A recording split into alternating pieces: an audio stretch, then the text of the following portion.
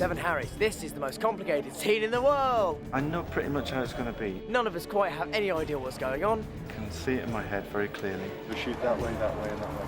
It was really fun. It's bloody confusing though. Even a bit unnerving, to be honest. It's really difficult to shoot, but it was really rewarding. It's really fun.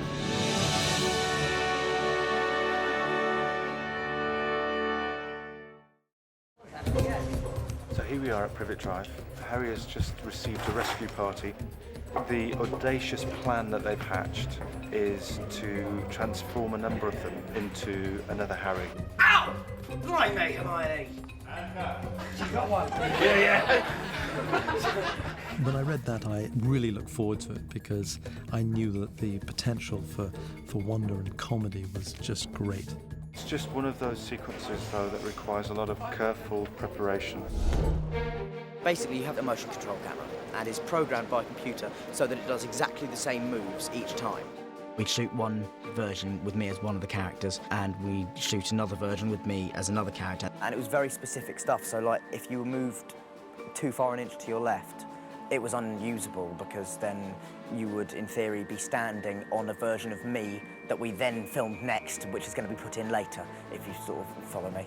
If you do follow that, then well done, you should join the visual effects department. And so you have these 7 people who look exactly the same. But David Yates had Daniel Radcliffe actually show a little bit of each person's character as they were dressing and looking like Harry himself. I watched him do me, and that's quite close, really, uncannily close. A bit frightening, really. It was almost mirrored. You start to look at people in a very analytical way when you're kind of studying them. Like Rupert walks with a real wiggle in his hips. You know, it's actually quite a sexy walk, if that's appropriate to say.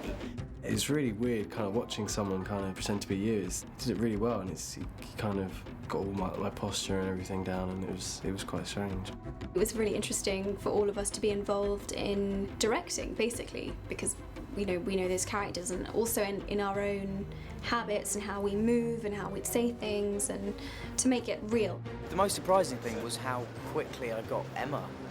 I hadn't really done that much kind of work on it particularly. Harry, your eyesight really is awful. And I was expecting Emma to be really, really difficult. And David Yates just went, yep, we got that, check the gate. With the other ones, we'd all been going to like 10, 11, 12 takes on all of them. Action. And Dan getting the opportunity to play with Fred and George. That's what's really fun. Dan? I haven't got anything a bit more sporting, have you? Because I'd spent quite a lot of time looking at the Phelps twins, and because I knew I'd be spending a lot of time being them. They were obviously so precise, both David and Dan, on getting it bang on, that they were going to get the right actions. Just things that you noticed, like how you stand just at an actual stance. They sort of stand almost like that, almost with turned out feet or something like that. I think I should file a lawsuit. I suppose there is an element of the fact that I've just seen them for so long and I have spent so much time around them that bits of their mannerisms and the way they phrase things as well kind of does bleed into you a little bit, and you probably do become quite tuned in to it. Bill, look away. I'm hideous. Bra's not coming off. Hey, doing that again, ladies and gents. All right, we'll be pairing off. Dan plays women really well, actually. I was thrilled. That was one of the things I was delighted about, was how good I looked in Fleur's costume.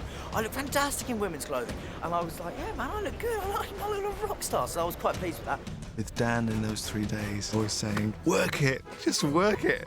Bill, look away. I'm hideous. Oh, smashing, mate. It was excellent. And we did also, I have to say, break the record for the most number of takes ever done. Take 73.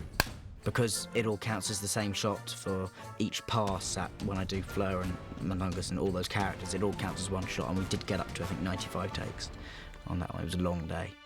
The actual sort of putting it together was reasonably simple until you get to the point where we had to do the facial changes. So we used a system called MOVA, which is a facial capture system. This is ultraviolet makeup that only shows up under these lights.